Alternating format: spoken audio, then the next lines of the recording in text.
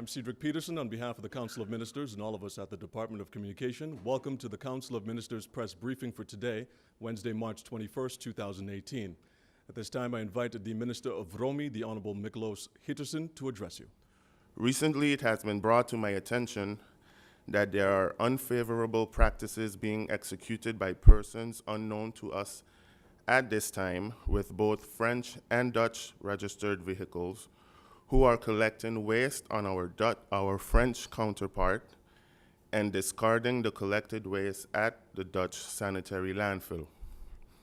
As our challenges with the landfill persist, immediate investigation efforts were in place to monitor these activities in order to enforce preventative practices.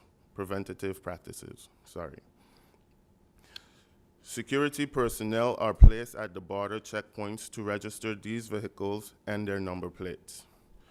As the matter is still being investigated, I hereby encourage a permanent termination of these practices as it further comprises the management of the sanitary landfill with unwanted and uncalculated influx.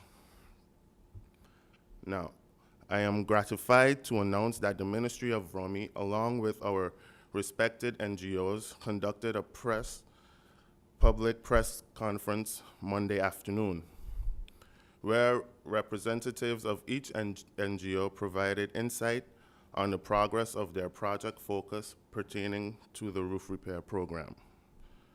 Present were the White and Yellow Cross, who is concerned with the relief of existing clients, the Red Cross assisting with repairs and rebuilding of homes in areas that were most affected, namely Middle Region and Dutch Quarter, Salvation Army, who will be supplying material for the roof repairs.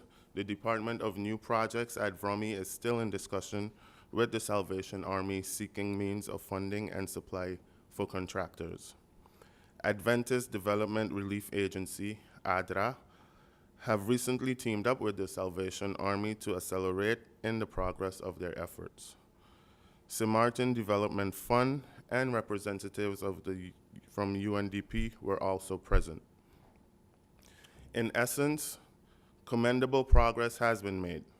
More than 900 persons applied for assistance post-Irma and Maria in various capacities, including food vouchers, roof repair, and other areas during the emergency phase.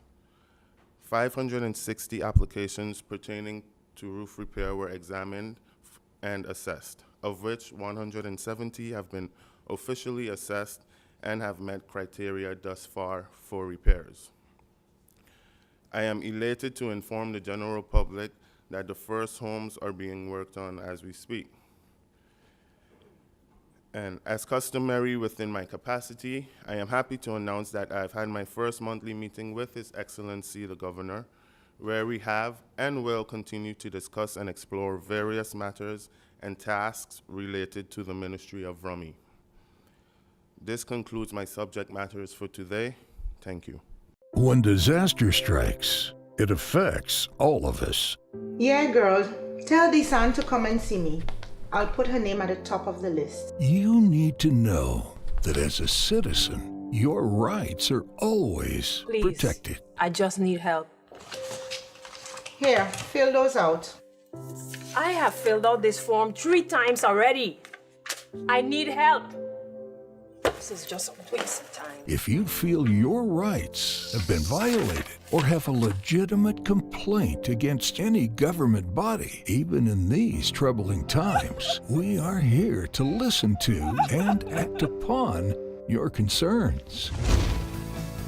The Ombudsman will use all of its resources to seek a fair resolution, keeping the government fully accountable. The Ombudsman, protecting your rights. Brought to you by the International Ombudsman Institute. I have 2 topics I'd like to touch on today. One is the functioning of the Dismissal Advisory Committee, or the DAC.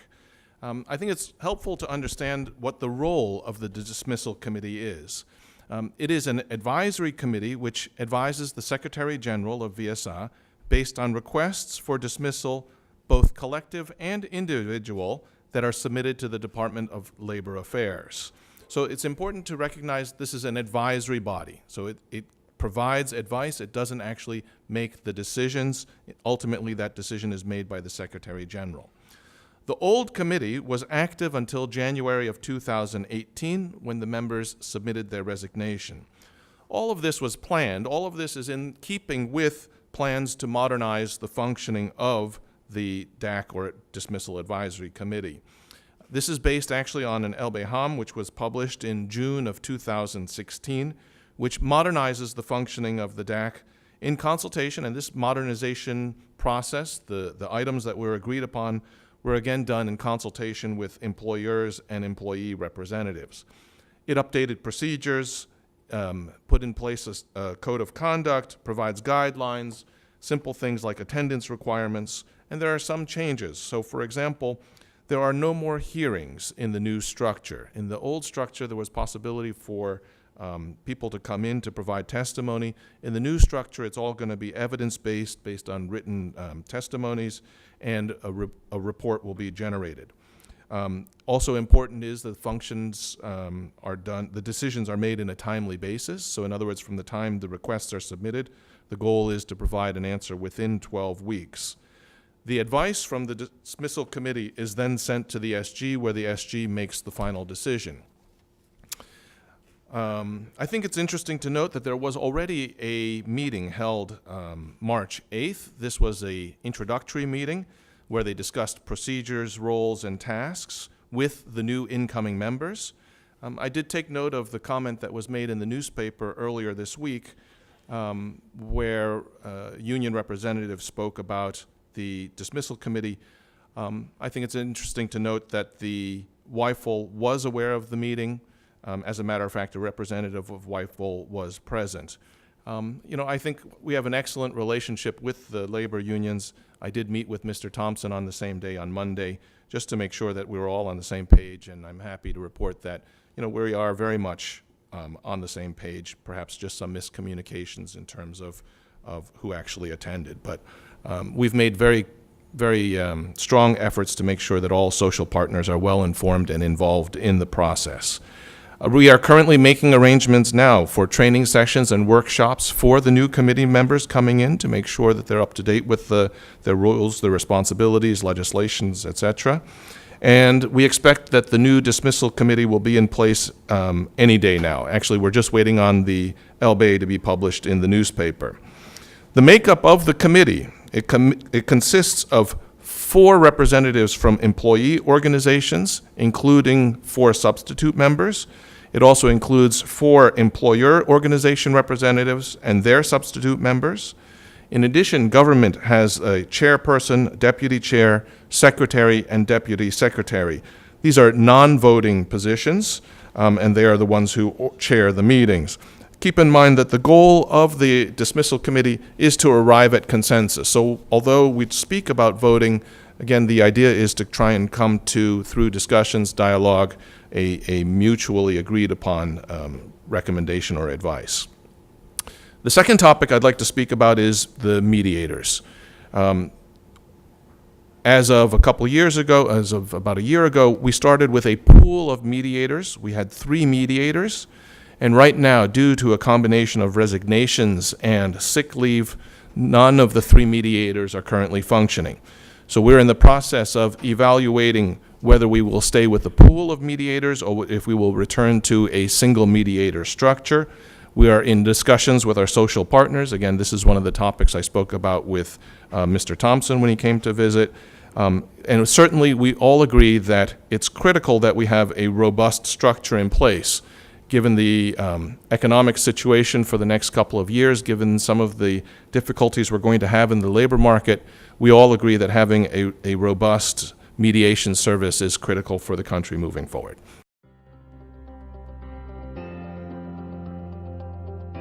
The government of St. Martin is committed towards improving public services, which also includes improving the quality of services being provided to the citizens of St. Martin. Currently, making use of multiple public services at a time, such as renewing passports, paying taxes, picking up business licenses, etc., can be quite the task. Often, an entire day must be reserved in order to complete our errands due to the necessary travel time between the various department locations, and also perhaps the occasional parking issues we encounter along the way. Aside from increased travel time, in some cases, the discrepancies in communication between the various departments may also lead to a longer wait in completing tasks. Losing time, and in some cases money, is not effective and does not contribute to improving the overall quality of life.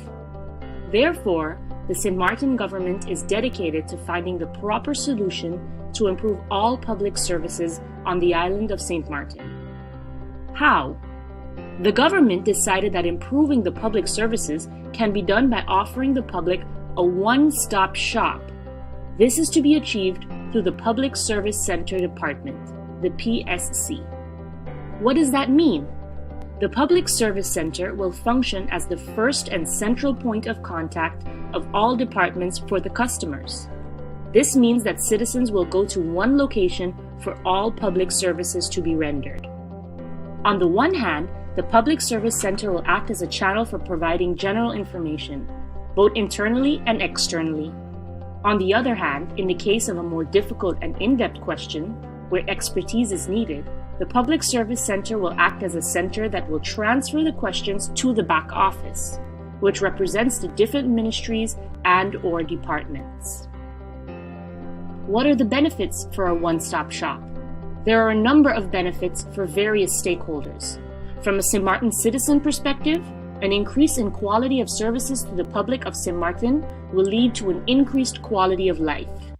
There will be more satisfied citizens due to a decrease of lines and waiting times at the various providers, such as the Civil Registry Department and the various ministries.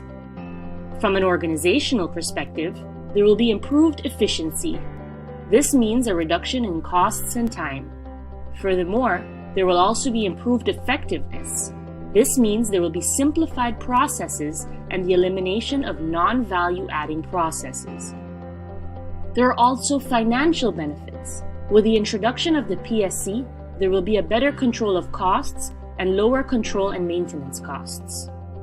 For more information on the Public Service Center or the status of the Public Service Center, please visit www.stmartingov.org.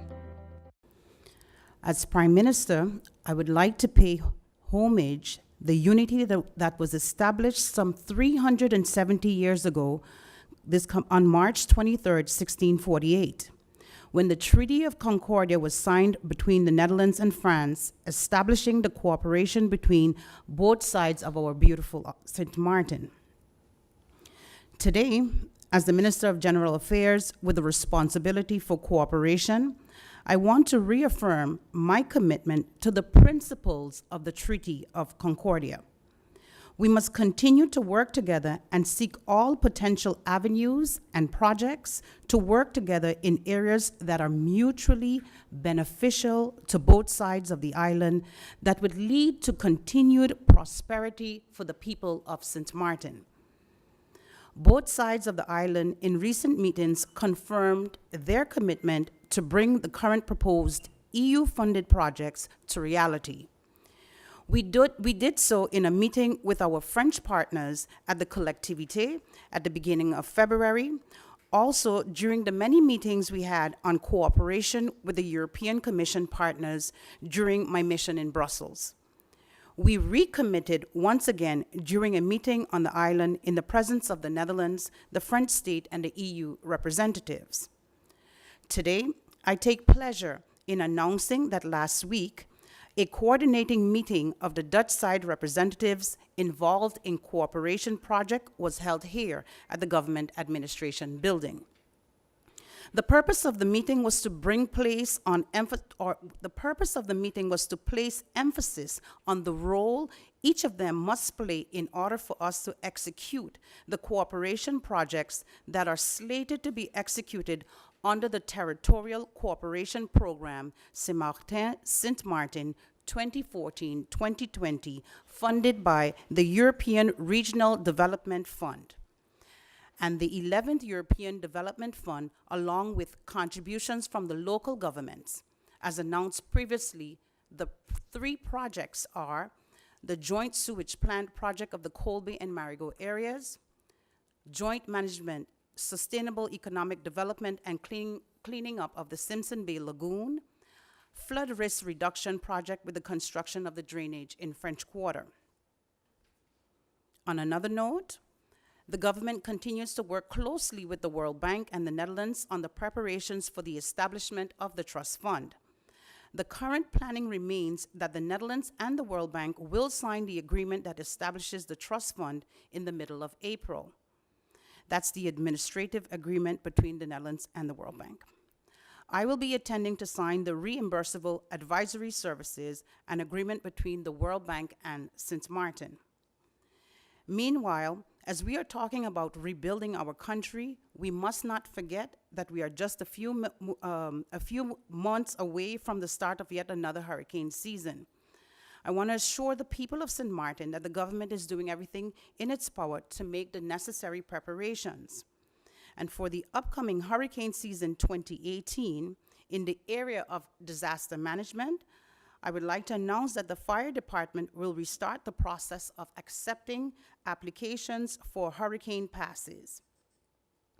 And these passes are for government entities and specific stakeholders in the community that will be identified during the process.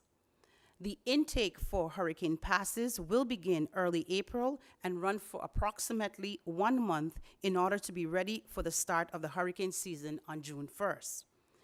I'm asking the general public and everyone that should get a pass, please pay attention to upcoming announcements by the fire department with regards to this issue. These are my updates for this morning.